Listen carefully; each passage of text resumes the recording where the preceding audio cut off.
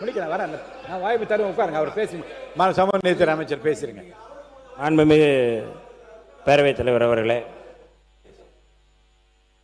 நான் இந்த சமூக நீதித்துறையினுடைய அறிவிப்புகளை அறிவித்துவிட்டு மாண்புமிகு முதல்வர் அவர்களை சந்திப்பதற்கு காலையிலே நான் நேரம் கேட்டிருந்தேன்.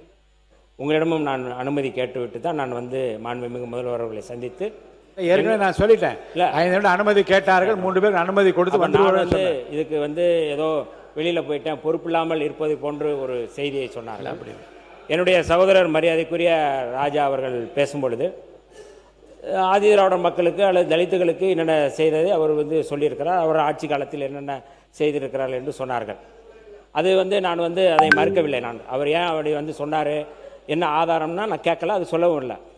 ஆனால் வெள்ளிக்கிழமை பேசும்பொழுது மாண்புமிகு முன்னாள் உயர்கல்வித்துறை அமைச்சர் அவர்களாக இருக்கட்டும் அல்லது அதிமுகவுடைய முன்னாள் உயர்கல்வித்துறை அமைச்சராக இருக்கட்டும், அவர்கள் பேசும்பொழுது தலித்தை நாங்கள் பொது தொகுதியிலே கோயம்புத்தூரில் நிறுத்தினோம் என்று அவர் சொன்னார். அதிமுகவுடைய முன்னாள் உயர்கல்வித்துறை அமைச்சர் பேசும்பொழுது நாங்கள் திருச்சியில் நிறுத்தினோம், தலித் எழில்மலையை நிறுத்தினோம் என்று அவர்கள் சொன்னார்கள். நான் இந்த அவையிலே கேட்க வேண்டிய கேள்வி என்பது, நீங்கள் இந்த நிறுத்துவது என்பது கோட்பாட்டு அடிப்படையில் பேசுகிறீர்களா அல்லது பச்சாதாபத்தின் அடிப்படையில பரிதாபத்தின் அடிப்படையில் இதை சொல்கிறீர்களா? நான் சொல்றேன், நான் சொல்றேன். தயவு செய்து இருங்க, இறங்குங்க, பேசுறேன். நினைக்காதீங்க, உட்காருங்க, உட்காருங்க சார், அமைதியா பாருங்க. எல்லாருக்கும் உட்காருங்க. மாணவ உறுப்பினர் மாணவர் சி வி சண்முகம் உட்காருங்க. மாணவர் உட்காருங்க, உட்காருங்க, உட்காருங்க. நீங்க பேசுங்க, பேசி முடிக்கிட்டுங்க, பேசி முடிங்க. பேசுங்க. பச்சாதாபம் பரிதாபம் அடிப்படையில் தலித்துகளை ஆதி திராவிடர்களை நீங்க பார்ப்பதாகத்தான் நான் பார்க்கிறேன். ஒன்று. இரண்டாவது செய்தி நான் சொல்றேன், நான் சொல்லி முடிக்கிறேன். இரண்டாவது செய்தி சொல்றேன். இல்ல உண்மையாவே பேசி முடிக்கிட்டுங்க. அது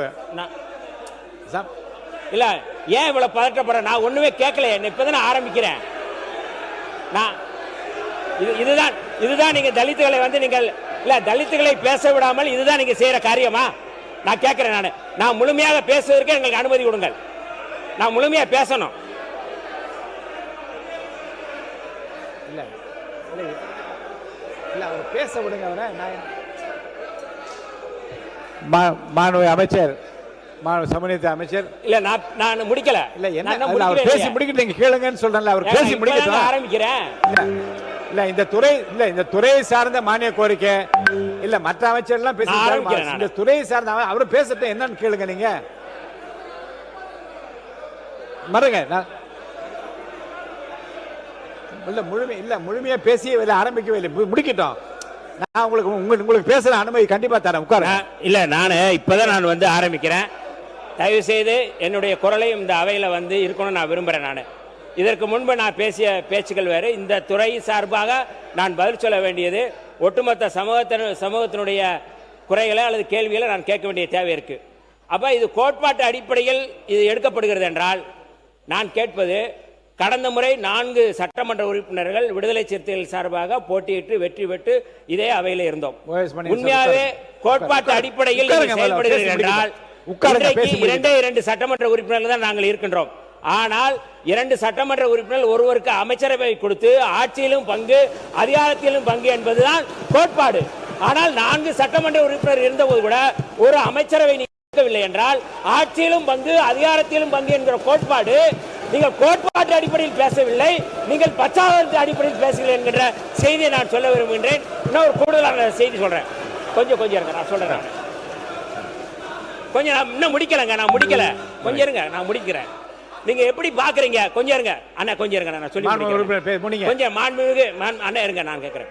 நாங்க இன்னைக்கு அமைச்சரவைக்கு வந்த பிறகு ஒரு செய்தியை நான் சொல்றேன். நான் அமைச்சரவைக்கு வந்த பிறகு சோபா மாடல் என்கின்ற ஒரு குறியீடு சொல்லப்படுகின்றது. இந்த சோபா மாடல் அப்படிங்கறத எப்படி நான் பாக்குறேன் அப்படின்னா, நான் சொல்லி முடிக்கிறேங்க. ஏன் நீங்க சொன்னீங்கல்ல, நான் சொல்ல வேணாமா? நான் சொல்லிடுறேன், அதுல நீங்க திருத்தம் பண்ணுங்க. நான் சொல்றேன், நான் தயவு செய்து சொல்றேன். நான் தென் மாவட்டத்திலிருந்து வந்த சாதி கலவரத்திலிருந்து பாதிக்கப்பட்ட ஒருவன். அந்த அந்த பாதிப்புகளிலிருந்து நான் சென்னைக்கு வந்திருக்கிறேன். எங்களுடைய தலைவர் எழுச்சி தமிழர் தொல்காப்பியன் திருமாவளவன் அவர்கள் இன்றைக்கு கூட அவர் ஒரு குழந்தையை அழைத்து வந்து பள்ளியில் விடுவதை போல என்னை வந்து சட்டப்பேரவையில் உங்கள் முன் விட்டு சென்றார். இன்றைக்கு கூட ஏன் இதை நான் சொல்கிறேன் என்றால், இன்றைக்கு கிராமங்களில் பார்த்தால் சாதி அணுகுமுறை எப்படி இருக்கிறது? கொஞ்சம் இருங்க அண்ணா, இருங்க, நான் சொல்லிடுறேன். சாதி அணுகுமுறை எப்படி இருக்கிறது? நான் பேச இல்ல, சுருக்கிறேன், கொஞ்சம் இருங்க, நான் சொல்லிடுறேன். நான் சொல்றேன். நான் அந்த சாதி அணுகுமுறை எப்படி இருக்கு என்றால், கிராமங்கள்ல வெள்ளை சட்டை போட்டு வந்தா நீங்க வந்து இவனுக்கு வந்த வாழ்வை பார் என்று சொல்வார்கள். புதிய கார் வாங்கிட்டு வந்தால் இவனுக்கு வந்த வாழ்வு என்று பார்ப்பார்கள். எங்கள் கிராமத்தில் எனக்கு ஏற்பட்ட அனுபவத்தில் நாங்கள் புதிய கட்டில் ஒன்று வைத்திருந்தோம். புதிய கட்டில்.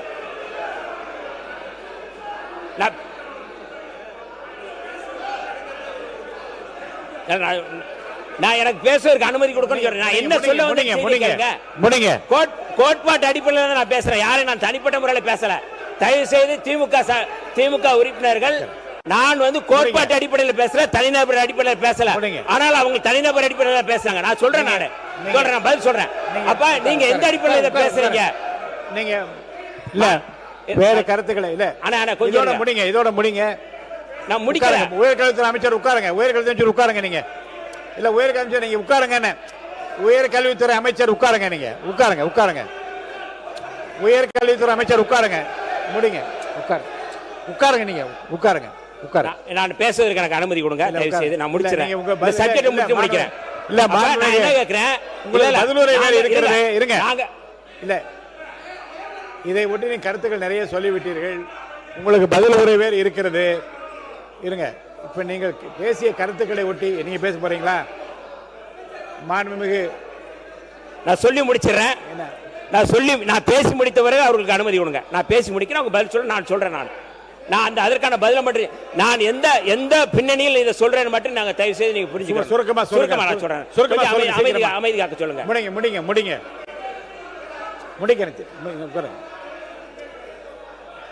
நீங்க முடிங்க. மாண்புமிகு சமூகத்துறை அமைச்சர் முடிங்க. மாண்புமிகு பேரவைத் தலைவர் அவர்களே, நான் இதை ஏன் சொல்கிறேன் என்றால், கிராமத்தில் வந்து சாதி பின்புலத்தில் அல்லது சாதி ஆதிக்கத்தில், பண்ணை ஆதிக்கத்தில் பல செயல்பாடுகள் இருக்கின்றன. நாங்கள் வந்து புதிய சட்டை போட்டால் இவன் என்ன சட்டை போடுறான், இவன் என்ன புதிய சட்டை போடுறான், வெள்ளை சட்டை போடுறான்னு சொல்லுவாங்க. நான் வந்து திராவிட முன்னேற்ற கழக அரசு எதையும் செய்யலை அப்படிங்கிறது நான் எந்த இடத்துலையும் நான் வந்து சொல்லவே இல்லை. திரும்ப நீங்கள் ஒரு முறை பாருங்கள்.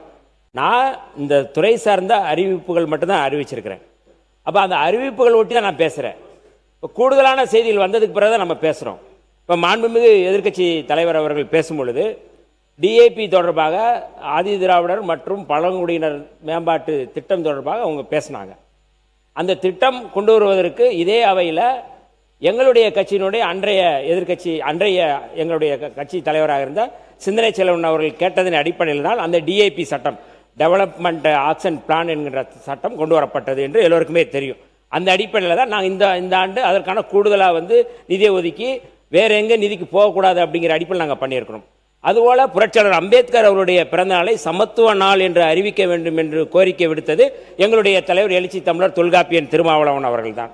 அதேபோல தந்தை பெரியார் அவர்களுடைய பிறந்த நாளை வந்து நீங்கள் வந்து சமூக நீதி நாளாக அறிவிக்க வேண்டும் என்று கேட்டவரும் எங்களுடைய தலைவர் எழுச்சி தமிழர் தொல்காப்பியன் திருமாவளவன் அவர்கள். ஏன் இதை சொல்கிறோம்னா, நாங்கள் வந்து இதற்கான ஐடென்டிட்டியை, இதற்கான விதையை, இதற்கான ஒட்டுமொத்தமான அந்த அடையாளத்தை தூக்கி பிடிக்க வேண்டும் என்று நாங்கள் கேட்டோம், அறிவித்தார்கள். இதை நாங்கள் வந்து தவறுன்னு சொல்லலையே, எங்காவது குறை சொல்லியிருக்கிறோமா?